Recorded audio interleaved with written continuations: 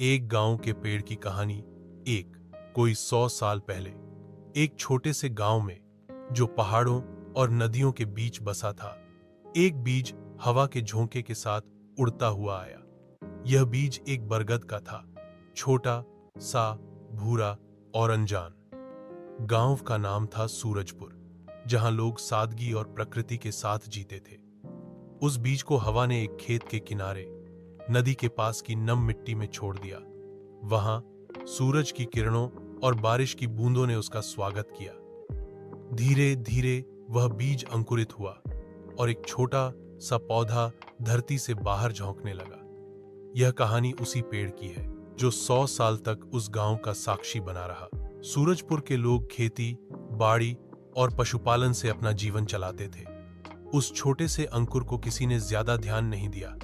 बस गांव के बच्चे कभी कभी उसके पास खेलते और उनकी हंसी उस पौधे के लिए पहला संगीत बनी। एक बूढ़ी दादी, जिन्हें गांव वाले अम्मा कहते थे, ने उस पौधे को देखा और कहा, यह पेड़ बड़ा होगा, इसे प्यार दो, यह गांव की शान बनेगा। अम्मा ने बच्चों को उस पौधे के आसपास खेलने से मना किया और उसे पानी देना शुरू किया। धीरे धीरे वह पौधा मजबूत हुआ।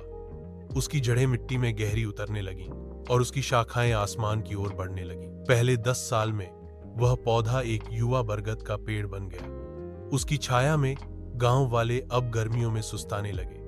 बच्चे उसकी डालियों पर झूला बांधते और बुजुर्ग उसकी छांव में बैठकर पुरानी कहानियां सुनाते।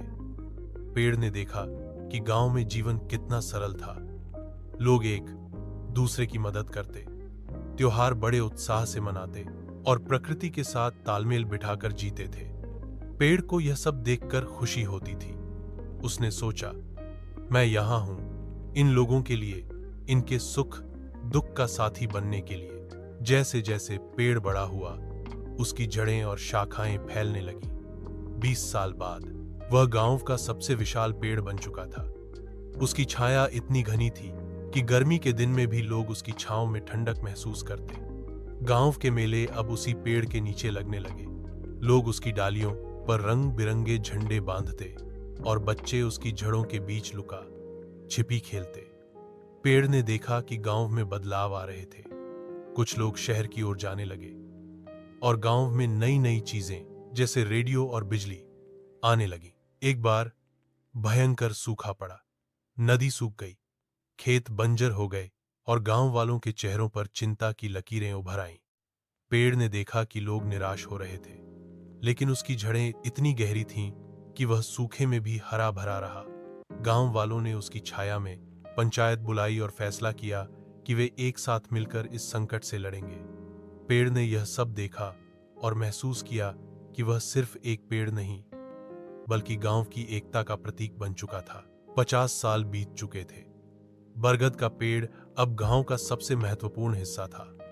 उसकी जड़ें इतनी फैल चुकी थीं कि वे हवा में लटकने लगी थीं और नई नई शाखाएं बन रही थीं। गांव में अब स्कूल खुल चुका था और बच्चे पेड़ के नीचे पढ़ाई करते।